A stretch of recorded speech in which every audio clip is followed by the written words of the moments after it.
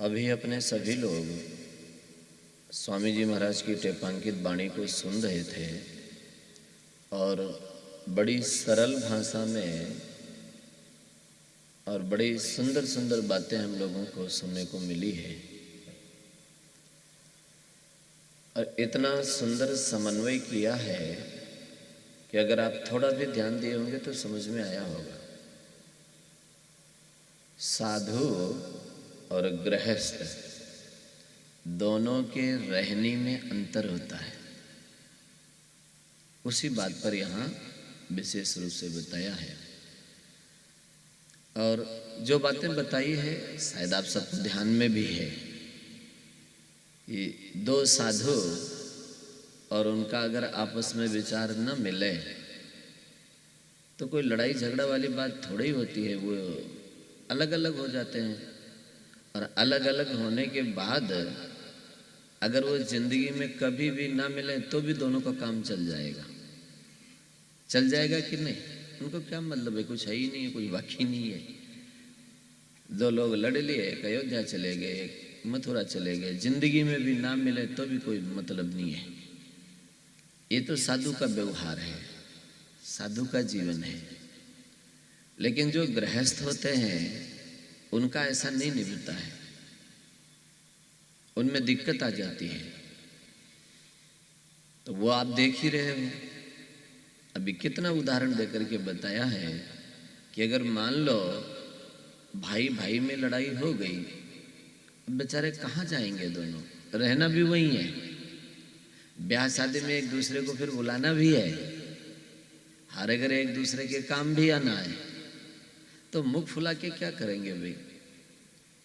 अब कोई बेटा बाप बेटा दोनों लड़ लें तो कहाँ समझदारी है, कहाँ जाएंगे भाई।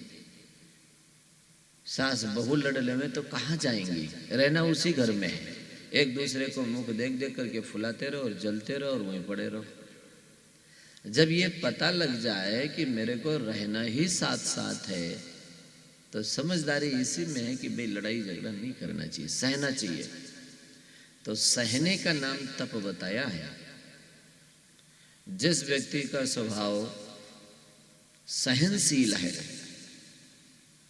उसका कभी नुकसान नहीं होता है। जो हर बात में तेज हो जाते हैं उनका तो नुकसान होता है, लेकिन जो सह लेते हैं वे मजबूत होते हैं। जिनको सहन नहीं होता है उनको देखो ठंडी में कितने सारे कपड़े पहन लेते हैं, थोड़ा सा भी हवा लगी तो बीमार हो जाते हैं, क्योंकि उनकी सहन शक्ति ठीक नहीं है। और जो लोग सहते हैं वो देखो कितने मस्त रहते हैं, नहीं रहते हैं क्या?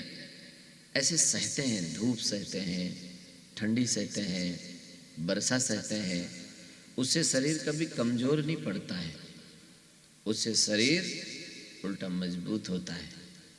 ऐसे ही जो घर गृहस्थी में रह करके किसी की बात सह लेते हैं वो कोई कच्चे थोड़े ही पड़ते हैं, वो मजबूत होते हैं, वो हर परिस्थिति सहन कर लेते हैं।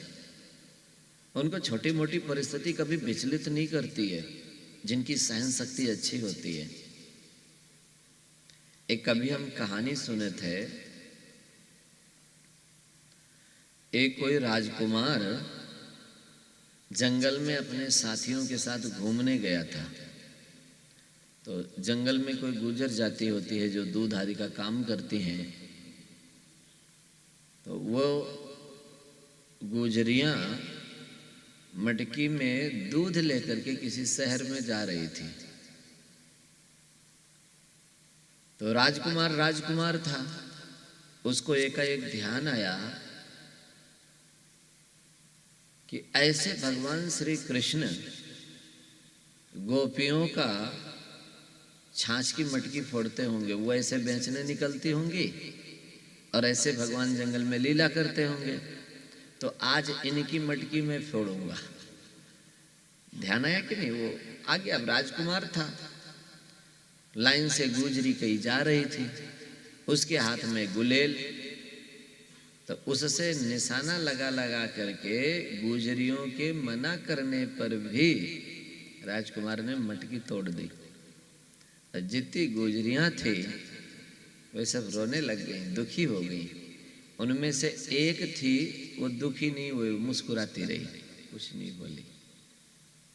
जब वो कुछ नहीं बोली तो राजकुमार पर असर पड़ा। वो पास आया, बोले सारी गुजरी रो रही हैं, दुखी हो रही हैं, और तू दुखी क्यों नहीं हुई, तू मुस्कुराती क्यों रही, क्या बात है? बोले राजकुमार, हमने इतने बड़े बड़े दुख देखे हैं, तो ये मटकी फूटने का क्या दुख मैं देखूं, क्या देखा है? बोले राजकुमार, हमारे जीवन की बड़ी लंबी कहानी है, बहुत तरह के दुख देख चुकी हूँ, अब थोड़ी सी मटकी टूट गई, ये क्या असर करेगी मेरे? और राजकुमार कहता है, नहीं, तो मुझे सुना, क्या बात है? बोले राजकुमार, मैं गुजरी नहीं हूँ, मैं जाति से वैश्य घर की हूँ। हमें परिस्थिति यहाँ लाकर खड़ा कर दी है। राजकुमार बहुत गंभीरता से कहता है, तुम अपना जीवन सुनाओ, मैं सुनना चाहता हूँ। बोले फला राज्य में मैं ब्याही गई, मेरा शरीर बहुत सुंदर था, मेरे पति उस राजा का मित्र था, राजा का हमारे घर आना जाना था, और जब मैं ब्याह करके वहां गई तो उस राजा ने मुझे देखा और प्रस्ताव रखा कि मैं तुमसे प्रेम करता हूं, तुम्हें चाहता हूं। मैंने ये बात अपने पति से कह दिया। पति बहुत दुखी हुआ, क्योंकि राजा दबाव देने लग गया मेरे पर, और मैं पतिव्रता थी, मैं पति के दुख को देख नहीं पाई। पति से कहा कि अगर आप हम पर विश्वास करते हो तो मैं राजा से मिलने का एकांत में जंगल में समय दे दूं क्या, और ये सदा के लिए समस्या समाधान कर दूं। पति हम पर विश्वास करता था। हाँ भर लिया। मैंने हे राजकुमार उस राजा को एकांत में बुलाया, साथ में मैं खंजर लेकर गई थी, और जब जंगल में वो आया अपराधी, तो मैं पतिव्रत धर्म का पालन करने के लिए उस राजा का वध कर दिया। हमारा पति भी उसी जंगल में हमारी रक्षा के लिए जंगल में जाकर छुपा हुआ था कि अगर तुम पर कोई संकट आएगी तो मैं आ जाऊंगा। लेकिन हमारा दुर्भाग्य उसी समय से शुरू हो गया राजकुमार। प्रेम करने वाले राजा का तो मैंने वध कर दिया, और जब मुड़कर मैं पति के पास गई तो क्या देखा कि उस जंगल में उस पति को सांप ने काट लिया, वो भी मर गया। अब उस जंगल में से मैं कहाँ जाती, मेरे रास्ता नहीं पता था। जब मैं चिल्लाकर रोई तो वहां कुछ दुष्टों ने हमारी आवाज सुन करके पहुंचे, और जब सुंदर स्त्री अकेली दिखी तब हमारे साथ दुष्कर्म किया। कुछ समय तक वो हमें अपने साथ रखे, और उसके बाद में हमें कोठे पर बेच दिया। बहुत समय तक मैं अपने जिंदगी को क्या करती, मौत व्यक्ति के हाथ में नहीं होता है। चाह कर मैं मरना चाहिए लेकिन मर नहीं पाई। आखिर बाकी जीवन में कोठे पर बिताने का ही सोच ली। हे राजकुमार, बहुत दिन व्यतीत हो जाने के बाद एक बहुत सुंदर स्वरूप नवयुवक बालक आया कोठे पर।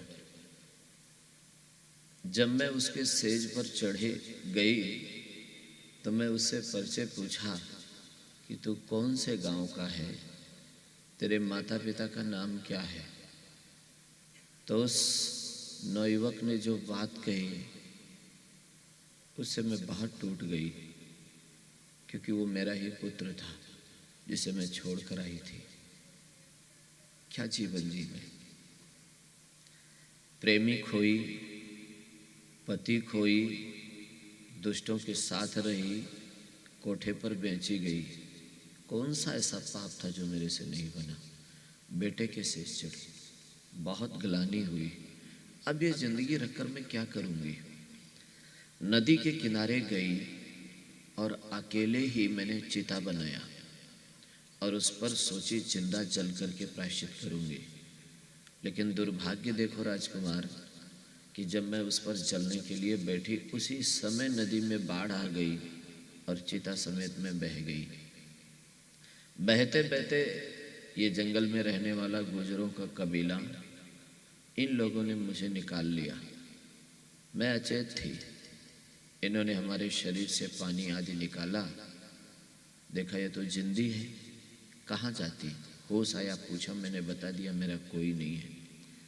तब से इस जीवन को व्यतीत करने के लिए, पेट पालने के लिए मैं इनके यहाँ गुजरी बनकर रहती हूँ और आज दूध बेचने के लिए जा रही थी और आपने हमारे सिर के ऊपर की मटकी फोड़ दी। तो हमें कोई दुख नहीं हुआ है, क्योंकि मैं दुख सहते सहते सहते यहाँ तक पहुँच गई हूँ कि ये मटकी क्या मिसाल है जो मुझे दुखी कर देगी। इतना सुनकर वो राजकुमार बहुत भावुक हो जाता है। कहने का भाव क्या है कि परिस्थिति लोगों को कमजोर नहीं बनाती है। जिनके माता पिता बचपन से ही शरीर छोड़कर चले जाते हैं, वो जो बालक तैयार होता है उसमें जो गुण आते हैं वो जो ठाठ से रहे हुए हैं उनमें नहीं आते हैं, क्योंकि वो सभी तरह से परिस्थिति को जानता है। जो व्यक्ति मेहनत मजदूरी करके गरीबी से ऊंचा उठा है, धनी बना है, वो कभी किसी का अपमान नहीं करता है, वो सबका आदर करता है। वो जानता है गरीबी क्या होती है, बेइज्जती क्या होती है, तिरस्कार क्या होता है, वो जानता है। जब गरीब से मेहनत करके वो भगवान की कृपा से धनी बनता है तो उसके व्यवहार में जो नम्रता होती है वो सीधा बाप दादा के कमाई पर जो बन जाते हैं उनमें नहीं होती है। उनको नहीं पता है कि परिस्थिति क्या होती है। हमारे साधु संतों में जो बहुत जगह भ्रमण किए हैं, वो जब किसी स्थान पर रुकते हैं या महंत बनते हैं तो आने वाले की जो वो सेवा करते हैं, वो सेवा जो परंपरा से गादी पर सीधा बैठ जाते हैं उनसे नहीं होती, क्योंकि उनको नहीं पता है कि आने वाला व्यक्ति की क्या स्थिति होती है। हमेशा इस बात को देखना। तो ये मत डरना कि हमारे तकलीफ आ रही है, हमारे परिस्थिति, वो परिस्थिति तुम्हें मजबूत करने आ रही है। जिन जिन परिस्थितियों को तुम संभाल रहे हो, सहन कर रहे हो, इससे तुम्हारा नुकसान नहीं होना है, इससे तुम्हें कुछ ना कुछ सीखने को मिलेगा। आप मजबूत बनोगे। कभी भी मुसीबत से डरना नहीं चाहिए। हर तरह की परिस्थिति को अपने आप में लाओ, जाओ उनके पास, तुम्हें पता लगेगा कि तुम्हारी सामर्थ्य क्या है। जो भी सहता है वो कभी कमजोर नहीं होता है। मैंने साधारण रीति से भी देखा है कि घर में जो काम धंधा ज्यादा करते हैं ना, ध्यान से सुनना, जो काम धंधा घर में ज्यादा करते हैं वो बीमार नहीं होते हैं, वो स्वाभाविक स्वस्थ रहते हैं। और जो घर में करवाते ज्यादा हैं वो बीमार पड़ जाते हैं। ठीक है, आप घर में देख लेना, जो सबको सुनाते ज्यादा है घर में, उनसे कोई प्रेम नहीं करता है, लेकिन घर में जो सबकी सुन लेता है उससे क्या होता है, उससे सब प्रेम करते हैं।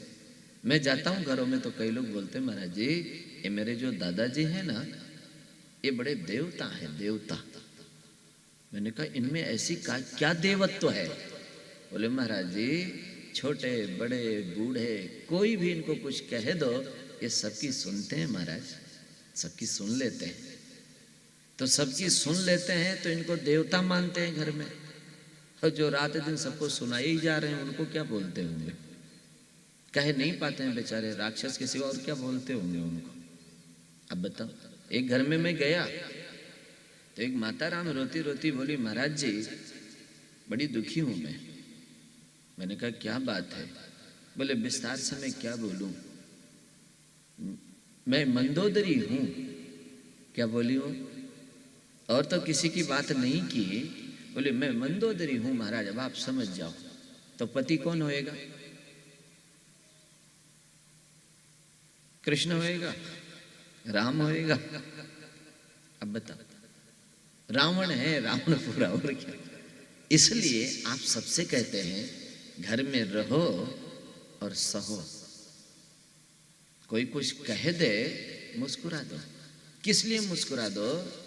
कि सारा दिन में जी ही इसीलिए तो रहा हूं कि लोगों को सुकून मिले, तो अपने क्यों कहना है। आपको लगता होगा कि अगर हम नहीं कहेंगे तो बिगड़ जाएगा सब कुछ। अगर आपको ऐसा लगता हो कि मेरे ना कहने से बिगड़ जाएगा तो कहना मना थोड़ा ही है, प्रेम से कहे दो। लेकिन कहने से पहले मन में ये बात जरूर रखो कि अगर मेरी नहीं मानेंगे तो मैं नाराज नहीं होऊंगा, ये सोच के कह दो। सहना बहुत बड़ी विद्या है। आप दोनों में से कोई एक सह लो तो प्रेम बना रह जाता है, नहीं बना रह जाता है। घाल तराजू तौलिए नवे सो भारी होए। तराजू के दो पलड़े होते हैं, उनमें दोनों तरफ रख लो सामग्री, और जो झुकेगा वो क्या होगा? वो भारी है। झुकना भारीपन है, कायरता नहीं है। लेकिन आज लोग कहते हैं हम झुकेंगे थोड़े ही, हम नहीं झुकेंगे। तो जो नहीं झुकते हैं उनके लिए दो बात मैंने पढ़ा है। एक तो जो सूखी लकड़ी होती है वो झुकती नहीं है, ऐसा सुनने में आया, पढ़ने में आया मेरे। और एक बासी मुर्दा, जो काफी देर का मुर्दा हो जाता है ना, वो भी अकड़ जाता है। उसको भी मैं आंखों से देखा, वो फिर झुकता नहीं है। जैसे अकड़ गया तो अकड़ ही गया। अब लोग उसको ध्यान नहीं देते, बोले महाराज अब ये ठीक नहीं होगा। इसीलिए जब मुर्दा ताजा रहता है ना, तभी जिस मुद्रा में रखना चाहते हैं वैसे हाथ पैर कर देते हैं, क्योंकि ये अकड़ जाएगा तो फिर ठीक नहीं होगा, टूटेगा, जलेगा। तो अकड़ तो मुर्दों की पहचान है, जिंदों की तो है ही नहीं है भाई। आप सोचो सही, कभी किसी को जलाने ले जाना, थोड़ी देर का हो तो देखना, वो सीधा नहीं होएगा। आप जैसे अकड़ गया तो अकड़ ही गया। अब तो लकड़ी लुकड़ी लगा के जला दो, बस इतने काम आना है वो, और कोई काम नहीं आना है।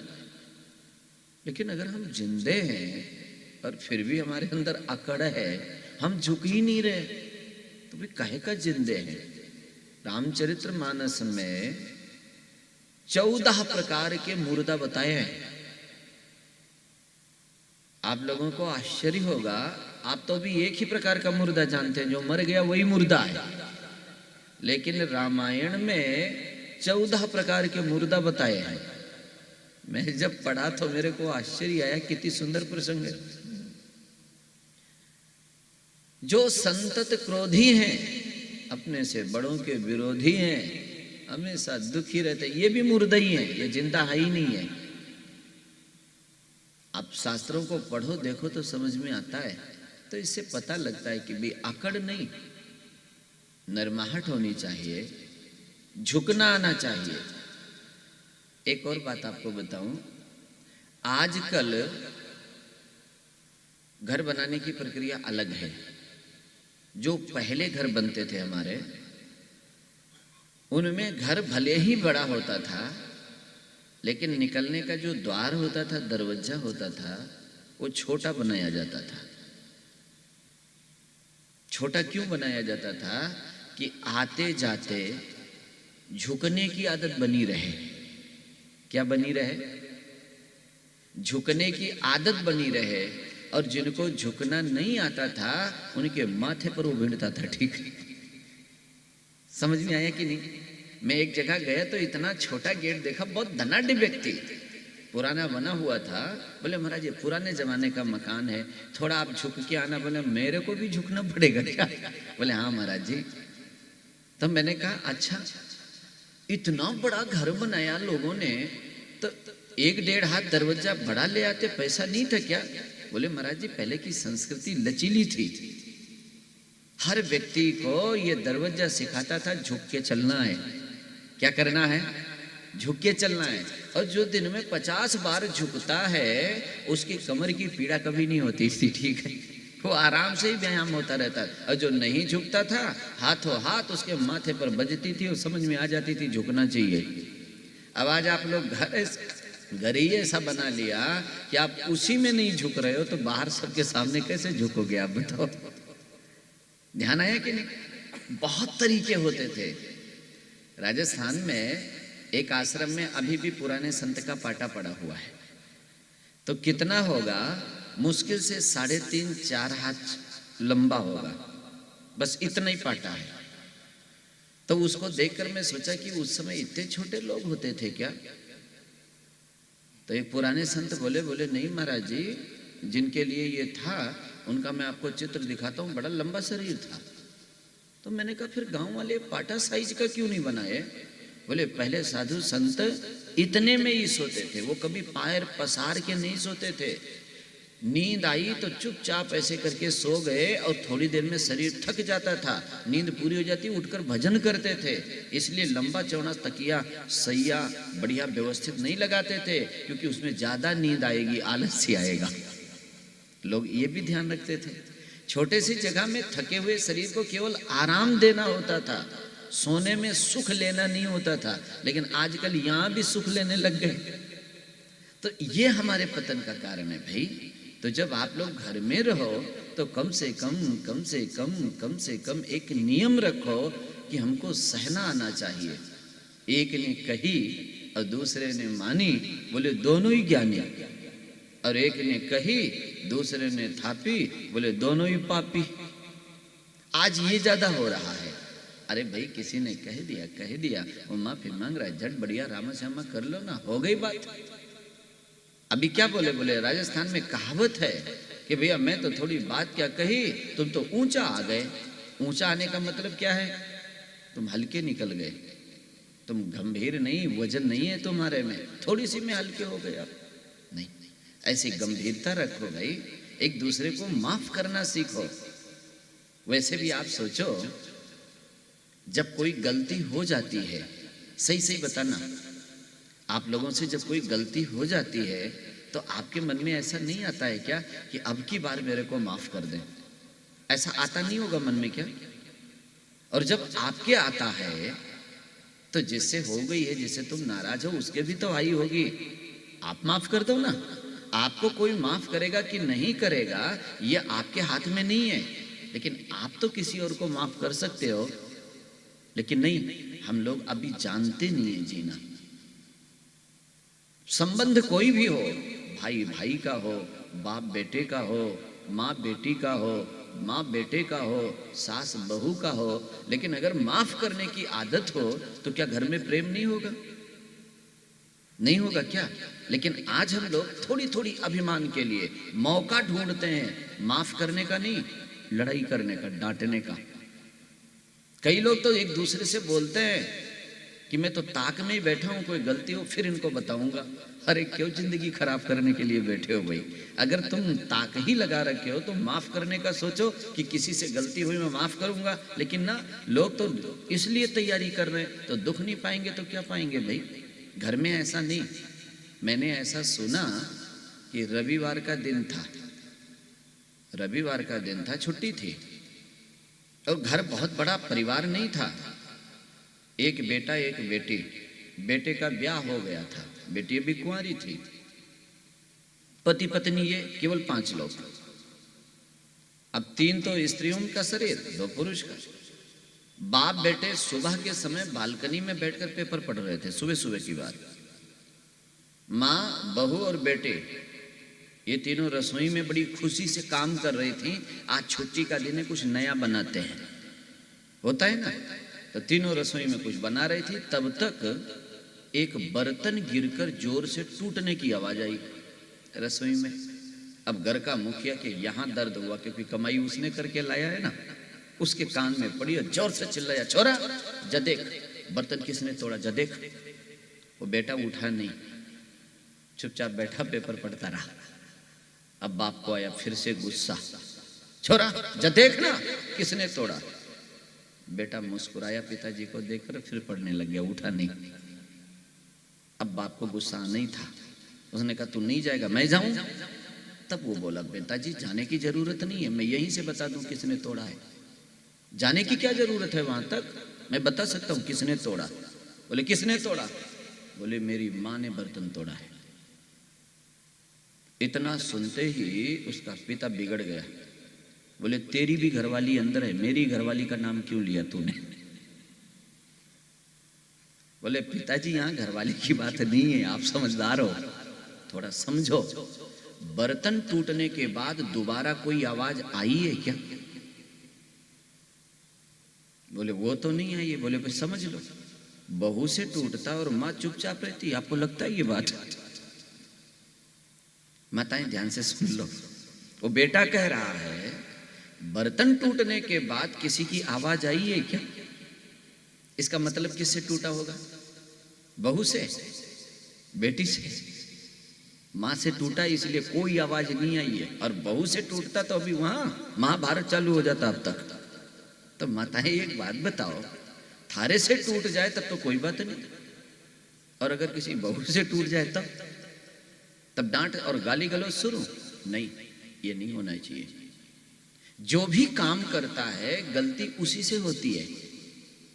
अब वो चाहे सास हो, चाहे बहू हो, चाहे बेटी हो, गलती तो उसी से होना है। अब हमसे तो कोई गलती नहीं होती है रसोई में, क्योंकि मैं जाता ही नहीं हूं।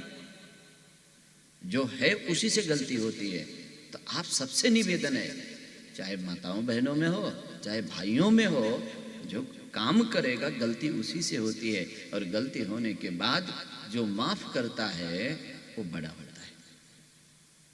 गुस्सा करने वाला बड़ा नहीं होता है। हमेशा इस बात का ध्यान रखो, आप गृहस्थ में रहते हो, आपको रहना वही है। अगर आज आपने उसको डांट दिया तो वो बर्तन अब जुड़ना नहीं है। अगर जो गिरकर टूट गया है और जिससे गलती हुई, अगर उसको हम डांट देंगे तो सच्ची बताओ क्या वो बर्तन फिर से जुड़ जाएगा? क्या लगता है जुड़ता वो? हाँ, उसका मन और टूट जाएगा। अब वो जल्दी काम करने रसोई में नहीं जाएगा, ठीक है, कि फिर कोई गलती हो जाएगी। एक तो ये गड़बड़ हो जाएगा, दूसरे में उसके मन में तुम्हारे प्रति जो छवि है ना वो खराब हो जाएगी, और वो भी ताक लगाए बैठी रहेगी, एक बार इनसे टूटे फिर मैं बताती हूँ। अब प्रेम नहीं होना है, अब महाभारत होएगी इस घर में। ऐसे भाई भाई में हो रहा है, थोड़ी सी गलती पर भाई ने डांट दिया है, अब भाई ताक लगाए बैठा, एक बार इनसे गलती हो तो मैं डांटूं। ये प्रेम नहीं होता है। घर गृहस्थी में सहने का नाम तप है।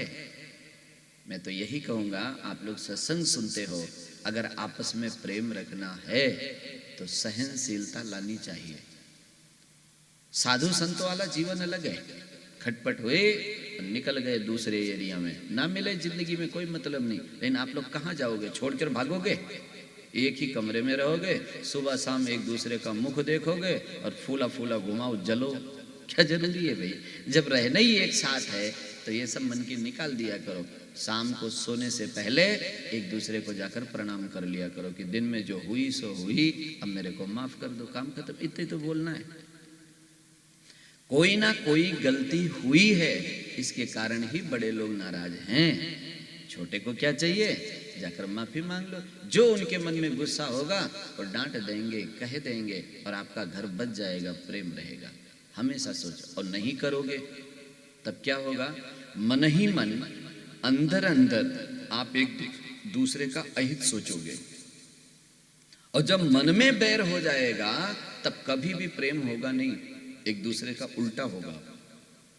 एक कोई राजा, एक कोई मंत्री, ध्यान से सुनना, छोटी छोटी बात के लिए नाराज हो गए। कोई बहुत बड़ी बात नहीं, छोटी सी बात के लिए नाराज हो गए और एक दूसरे के विषय में गलत सोचने लग गए। कुछ दिन के बाद में सोचते सोचते यहां तक पहुंच गए, राजा ने सोचा कि इस मंत्री से मेरा मन नहीं मिलता है और ये कभी भी मेरे प्रति अहित कर देगा, इसलिए मैं इसको निकलवा दूं क्या? राजा ने कहा नहीं, ये मंत्री रह चुका है, अगर मैं इसे राज्य से निकाल देता हूं और किसी शत्रु से जाकर मिल गया तो ये तो सब राज्य जानता है यहाँ का, इसको जीने का अधिकार नहीं है। मरवा देता हूं। मंत्री के मन में भी यही भाव उठा कि मैं राजा को मरवा देता हूं, राजा मैं ही बन जाऊंगा। राज्य किसी एक का थोड़ी है, हम भी राजपूत हैं, बचपन से हमने मेहनत किया है। अब हुआ क्या कि राजा ने मंत्री को मरवाने के लिए व्यक्ति तय कर दिया और क्या सोचा कि मैं उस दिन राज्य में नहीं रहूंगा, किसी साधु का सत्संग करने चला जाता हूं, जो कि प्रजा ये सोचे कि महाराज तो बड़े धर्मात्मा हैं, ये तो सत्संग में थे और मंत्री के साथ हादसा हो गया। मंत्री ने भी राजा के मरने का पूरी व्यवस्था कर दी और वो भी निकल गए। भगवान की इतनी कृपा कि जहां सत्संग सुनने गए वहां के वातावरण में ये बात भूल गई, साधु के मुख से प्रसंग भी यही निकलने लग गया कि भैया एक दूसरे का अहित मत सोचो, अगर किसी दूसरे के प्रति कोई भाव तुम्हारा गलत हो गया है तो उसको मन में न रखो, कभी समय देख करके अपने अपने मन की बात एक दूसरे को कह दो, संशय मत रखो, बहम मत रखो। ये बहम और संशय जिंदगी के रिश्ते को समाप्त कर देता है। संत यही समझाने लगे, सत्संग में भी बात यही चल गई। ये जो सामूहिक सत्संग में सत्संग होता है, इसमें कहने वाला व्यक्ति अगर न्यूट्रल हो तो श्रोताओं के प्रश्न का उत्तर उनको स्वयं मिलता रहता है। कहने वाला आग्रही ना हो, बस भगवान का ध्यान करके उनकी कृपा मान के बोलना शुरू कर दे तो बोलने में दिखता भले ही तुम्हें कोई साधु है, लेकिन वो परमात्मा बैठे हुए लोगों के जो प्रश्न है उनका उत्तर देने लगता है। ध्यान आया कि नहीं? इसीलिए आप देखेंगे कि किसी अच्छे सत्संग में जब आप जाएंगे, किसी अच्छे संत के सत्संग में जिनके हृदय में निराभिमानता है, तो आपको प्रश्न करने की जरूरत नहीं पड़ेगी। उस सभा में तुम्हारे मन का प्रश्न का समाधान होने लगेगा। आप देखेंगे, आपको कहना नहीं पड़ेगा, आपको वहीं उत्तर मिल जाएगा जाने पर ही। जब संत इसी पर बोलने लग गए तब क्या हुआ, इस विषय पर बोले और जैसे सत्संग छूटा, अब राजा के मन में गलानी आई, हे भगवान, ये सत्संग अगर मैं पहले सुनने आ जाता तो आज इतना बड़ा अनर्थ नहीं होता। क्या पता मंत्री की गलती है भी कि नहीं है, मैं अपनी तरफ से ये बात खड़ा कर ली कि वो मेरा विरोधी है। एक बात तो उसके मन की बात जानते तो सही, पूछते। और राजा घबराया और जैसे वहां से निकलने का सोचा तो क्या देखा, गेट पर मंत्री खड़ा मिल गया। मंत्री घबराए, ये राजा साहब तो यहाँ है। वो भी दुख पा रहा था कि मैं राजा साहब को मरवाने के लिए आदमी भेज दिया हूं, हे भगवान राजा साहब को बचाना, क्या पता वो इस दोषी हैं भी कि नहीं है। दोनों के मन में सत्संग सुनने से गलानी हुई और दोनों आपस में वही टकरा गए गेट पर। राजा हक्का बक्का रहा, मंत्री तू यहाँ? मंत्री बोला, राजा साहब आप यहाँ? बोले बात क्या है? बोले आओ पहले गले मिले, भगवान ने अनर्थ होने से बचा लिया। मंत्री ने कहा आओ महाराज गले मिलने, भगवान अनर्थ होने से बचा लिया। दोनों एक दूसरे के गले लगे। बोले क्या बात है? मंत्री बोला क्या बात है महाराज आप ही बताओ। अरे बोले आज सत्संग से मेरे को समझ में आया कि किसी के मन में कोई बात चल रही हो तो उसको गलत नहीं मानना चाहिए, कम से कम आपस में बैठ करके बातें सुननी चाहिए एक दूसरे की। बोले राजा साहब यही मेरे समझ में आया है, यही मेरे समझ में आया है कि बिना सुने कोई निर्णय लेते हैं तब तो अनर्थ हो जाता है, बैठना चाहिए। बोले तेरे क्या मन में चल रही थी?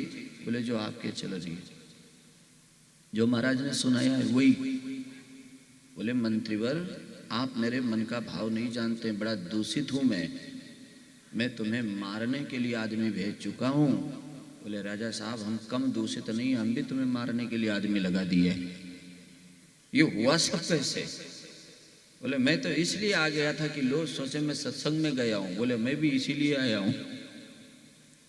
और जब आपस में मिले तो ऐसी कोई भाव ही नहीं था एक दूसरे के प्रति। ध्यान दिया या नहीं? कई बार घर ऐसे बहम में टूट जाता है, कई बार ऐसे भाई भाई में खटपट हो जाता है कि वो मेरे विषय में क्या सोचते होंगे, अपने मनगढ़ंत कर ली। अरे भैया, घर गृहस्थी में रहते हो, किसी के प्रति किसी का कोई संदेह हो जाए तो कम से कम कोई दिन तो ऐसा होगा जिस दिन आपस में खुश रहोगे।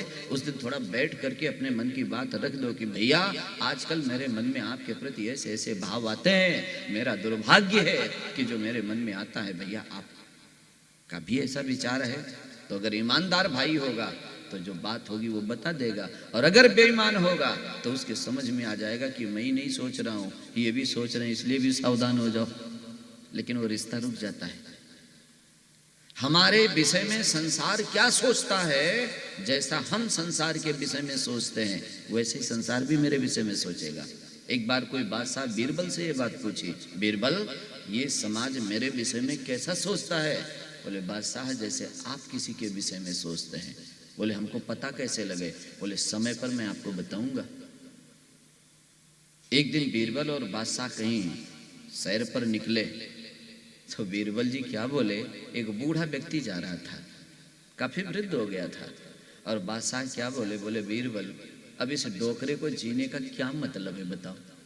कम से कम मर जाता है, घर का एक कमरा खाली होता, लोगों को थोड़ा टाइम बचता काम धंधे से, ऐसे लोग जीकर क्या करेंगे सृष्टि में? बोले बादशाह थोड़ा रुको, आप थोड़ा छुप जाओ और मैं इस व्यक्ति से आपके विषय में पूछने जा रहा हूं, ठीक है? आपका तो मैंने इसके विषय में सुन लिया। बोले ये मेरे विषय में क्या बोलेगा? बोले अब वही तो कर रहे हैं, आप थोड़ा छुप जाओ। बादशाह को वहीं छुपा दिया और बीरबल ने जाकर उस वृद्ध व्यक्ति को प्रणाम किया। उसने कहा भैया कौन है? बोले मेरा नाम बीरबल है। अच्छा अच्छा अच्छा अच्छा, वो बादशाह के पास जो रहता है बीरबल वो? बोले हाँ दादा हाँ, मैं वही बीरबल हूँ, लेकिन बड़ी दुख की बात है कि बादशाह इस संसार में नहीं रहे हैं। डोकरा नाचने लग गया, बोले मर गया, अच्छा हुआ। मान खराब व्यक्ति था, उसको जीने का कोई अधिकार ही नहीं था, अच्छा हुआ वो मर गया। वो आदमी ठीक नहीं था, अब तू सुख से रहना बेटा, सुख से रहना बेटा। बादशाह जब सुने तो उनके रोंगटे खड़े हो गए, ये तो मेरे मरने की सोच रहा है। वहां से आए और बीरबल ने कहा महाराज साहब, बादशाह सुना आपने, तुम इसके मरने की सोच रहे थे, वो थारे मरने की सोच रहा है। सृष्टि ऐसे ही है। ये सब बात करते हुए जा रहे थे तो ये झटका तो लगा ही था बादशाह को। थोड़ी हृदय में नम्रता तो थी, ग्लानि तो थी। इतने में कोई बूढ़ी दादी जा रही थी, फिर बूढ़ी दिखी। अब बादशाह कहते हैं बीरबल नहीं, ये बूढ़े लोग बहुत अच्छे होते हैं, ये वृद्ध मैया से जाकर पूछो इनके बाल बच्चे सेवा करते हैं कि नहीं, नहीं तो राजकोष से इनके जीने की थोड़ी व्यवस्था करो, दुख नहीं पाना चाहिए। बोले बादशाह सुनो, अब आप फिर से छुप जाओ, मैं इससे पूछता हूँ कि इसके मन में तुम्हारे प्रति क्या चल रहा है। और जब उसको छुपाया और जाकर वृद्ध मैया को प्रणाम करके बोला माँ मैं बीरबल हूँ।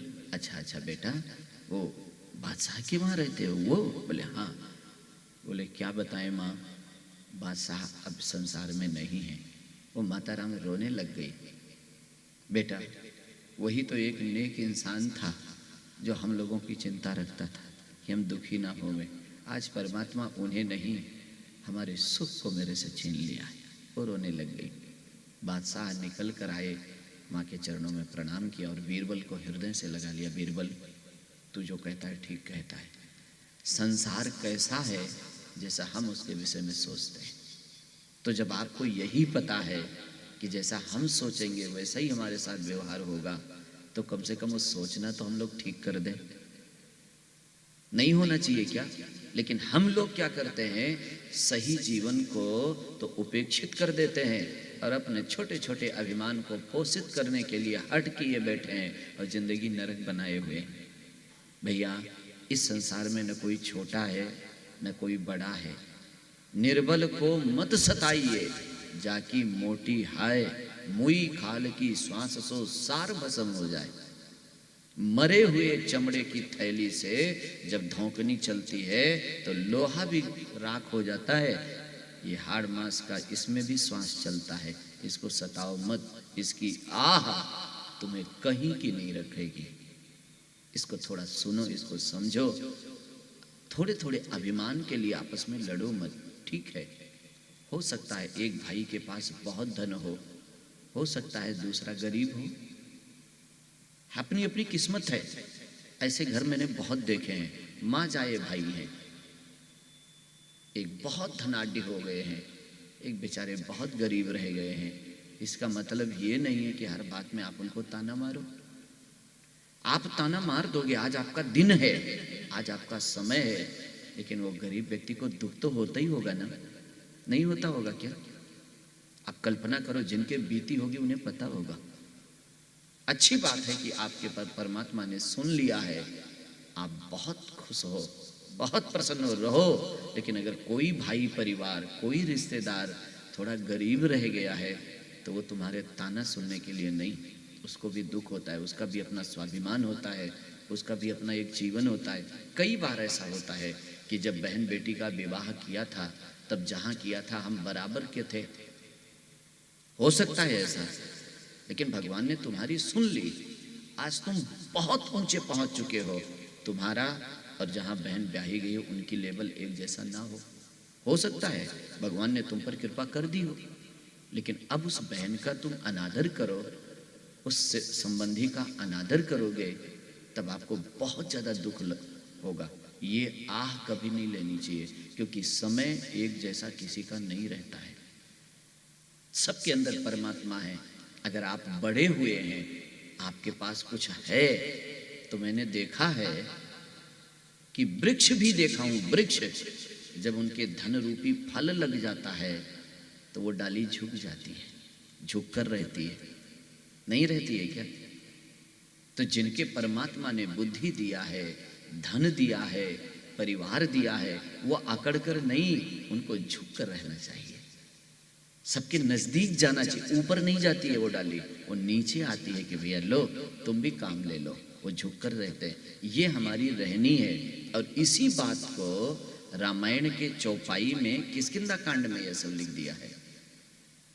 ससी संपन्न सोह मही कैसी, भगवान राम लक्ष्मण जी को ये बात बोलते हैं, ए लक्ष्मण, आज ये धरती चंद्रमा की चांदनी से ऐसी सुंदर शोभा देती है, उपकारी के संपत्ति जैसी, जैसे उपकार करने वाले व्यक्ति की संपत्ति सबको सुंदर लगती है, ऐसे चंद्रमा की किरण आज पृथ्वी में अच्छी लगती है।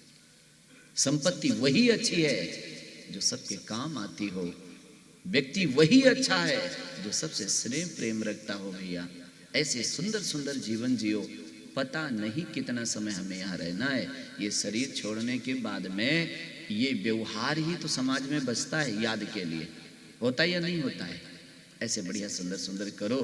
घर गृहस्थ में भैया रहते हो, अब ध्यान देना, अगर ऐसा जीवन आप जीते हो, घर गृहस्थी में रहकर घर का काम धंधा करते करते अगर आप भगवान के भजन की आदत डाल लेते हो, ध्यान से सुनेंगे मेरी बात, घर में रहते रहते घर का काम धंधा करते करते फिर भी तुम भजन करने का आदत डाल लिए हो, तो जब तुम्हें एकांत मिलेगा तो उसमें बढ़िया भजन कर लोगे।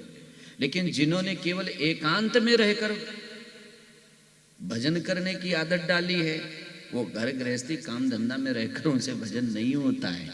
ध्यान आया कि नहीं? वो व्यक्ति उतना मजबूत नहीं निकलता है जो एकांत में भजन करता है। वो व्यक्ति मजबूत होता है जो समाज में रहकर चलते फिरते भगवान के भजन में लग जाते हैं, वो मजबूत होते हैं। एक बार यही प्रसंग भगवान देवर्षि नारद को बता रहे थे कि गृहस्थ में रहकर भजन करने वाला हमको बहुत प्रिय लगता है। तो देवर्षि नारद ने पूछा, महाराज जी, जो मोह माया ममता झूठ कपट बेईमानी में लगे हैं वो भजन करते हैं तब आपको अच्छे लगते हैं, और जिन्होंने इन सब का त्याग कर दिया केवल आपके भजन में ही लगे हैं, वो बोले वो भी अच्छे हैं लेकिन उतना नहीं। तो बोले वो कैसे? बोले मैं कभी बताऊंगा। बोले ना महाराज आप बताओ।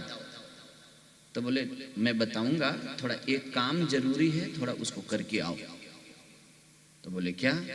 बोले एक हमारे मन में आई है, भरा हुआ दूध का कटोरा देवर्षि नारद के हाथ में दे दिया।